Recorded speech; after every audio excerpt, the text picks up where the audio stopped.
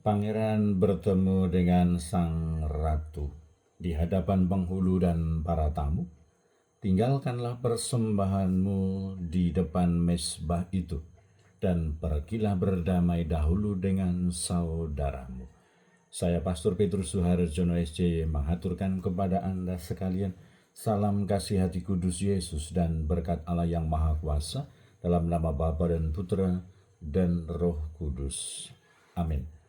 Pada kesempatan ini bersama-sama kita akan mendengarkan dan sekaligus merenungkan bacaan Injil dari Injil Matius bab 5 ayat 20 sampai 26.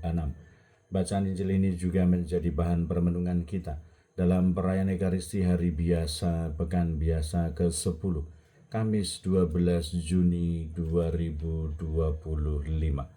Dalam khotbah di bukit berkatalah Yesus, "Jika hidup keagamaanmu tidak lebih benar daripada hidup keagamaan para ahli Taurat dan orang-orang Farisi, kalian tidak akan masuk ke dalam kerajaan surga. Kalian telah mendengar apa yang disabdakan kepada nenek moyang kita, jangan membunuh. Siapa yang membunuh harus dihukum. Tetapi aku berkata kepadamu, setiap orang yang marah terhadap saudaranya harus dihukum. Barang siapa berkata kepada saudaranya kafir, harus dihadapkan ke mahkamah agama, dan siapa yang berkata jahil, harus diserahkan ke dalam neraka yang menyala-nyala. Sebab itu jika engkau mempersembahkan persembahanmu di atas mezbah, dan engkau teringat akan segala sesuatu yang ada dalam hati saudaramu terhadap engkau, tinggalkanlah persembahanmu di depan mezbah itu, dan pergilah berdamai dahulu dengan saudaramu, lalu kembali untuk mempersembahkan persembahanmu itu. Segeralah berdamai dengan lawanmu selama engkau bersama-sama dia di tengah jalan, supaya lawanmu jangan menyerahkan engkau kepada hakim, dan hakim itu menyerahkan engkau kepada pembantunya, dan engkau dilemparkan ke dalam penjara. Aku berkata kepadamu, sesungguhnya engkau tidak akan keluar dari sana sebelum engkau membayar hutangmu sampai lunas." Demikianlah sabda Tuhan. Saudara-saudari yang terkasih, selamat pagi. Bagaimana kabar Anda hari ini?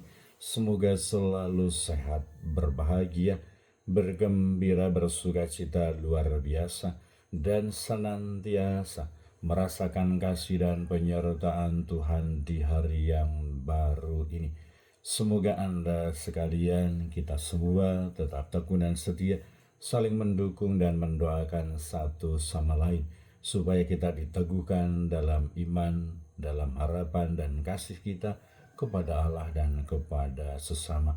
Kita berdoa untuk mereka yang sudah tua, yang lansia, yang sakit. Kita berdoa untuk mereka yang masih kecil, yang masih dalam masa pertumbuhan. Kita berdoa untuk mereka yang masih di bangku pendidikan. Kita juga berdoa untuk mereka yang sudah selesai sekolah, yang masih mencari pekerjaan, yang sedang mencari teman hidup yang tepat.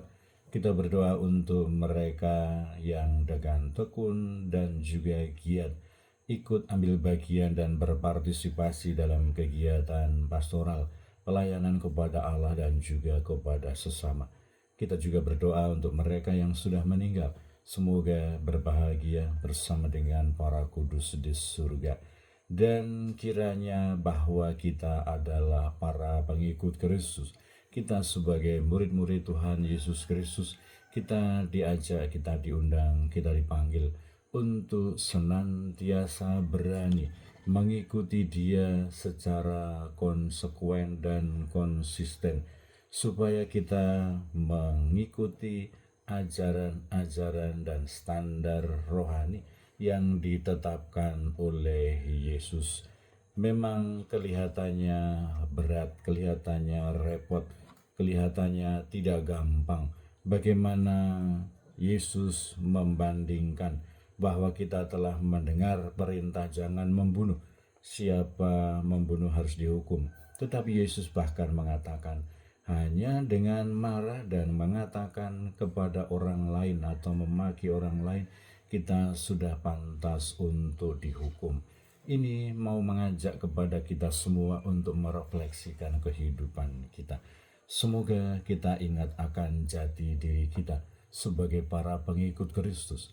Dan semoga sebagai para pengikut Kristus kita menggunakan standar rohani, standar kehidupan yang selaras, yang sesuai, yang diajarkan oleh Yesus Kristus, dan bukan menggunakan standar-standar yang lain, standar-standar arus duniawi yang begitu beraneka ragam, yang begitu banyak, yang kadang-kadang kurang selaras, kurang standar, kurang sejalan dengan apa yang diajarkan oleh Yesus Kristus.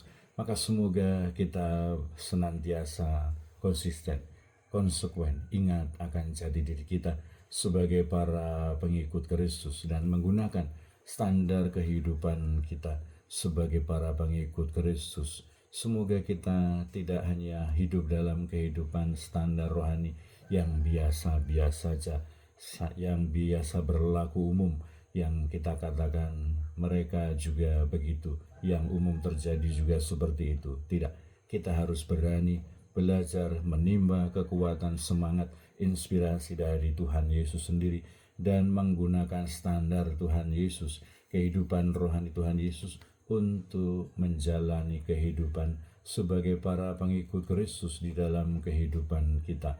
Memang kelihatannya akan menjadi aneh, memang kelihatannya akan menjadi sulit, memang kelihatannya akan menjadi tidak mudah, tetapi semoga kita tetap tabah, kita tetap kuat, kita tetap tekun, kita tetap setia untuk terus bersaksi sebagai murid-murid Kristus, untuk menjadi terang, menjadi garam, menjadi inspirasi, bahwa hidup yang demikian dengan standar yang diberikan oleh Yesus Kristus itu bisa, bahwa hidup dengan standar kerohanian yang sedemikian itu adalah sesuatu yang mungkin untuk dibuat, untuk dilakukan. Barangkali kita akan mengatakan, bagaimana mungkin kita akan menjadi orang sebaik itu, bukan hanya tidak membunuh, tetapi bahkan menahan diri, mengarahkan diri untuk menahan supaya tidak melontarkan kata-kata, tidak memaki.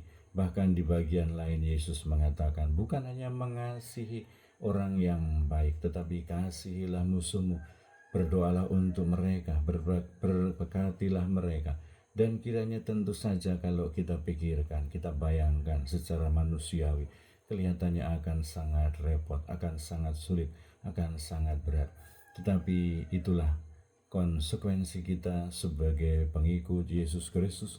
Semoga kita berani terus belajar akan nilai-nilai Kristiani, akan standar rohani yang dikehendaki oleh Allah di dalam hidup kita, dan kemudian kita mohon rahmat dan kekuatan dari Tuhan untuk melaksanakan itu, memperjuangkan itu dalam pergumulan kehidupan kita setiap hari. Semoga kita tidak mudah menyerah, semoga kita tidak mudah patah arang, semoga kita tidak kalah duluan sebelum berjuang dan sebelum berusaha melaksanakan apa yang menjadi nasihat, apa yang menjadi arahan, apa yang menjadi standar kehidupan rohani yang ditunjukkan kepada kita. Semoga kita senantiasa ingat akan jati diri kita sebagai para pengikut Kristus dan berjuang untuk memperoleh dan melaksanakan standar kehidupan rohani yang berkenan kepada Tuhan. Berkat Allah yang Maha Kuasa dalam nama Bapa dan Putera dan Roh Kudus. Amin.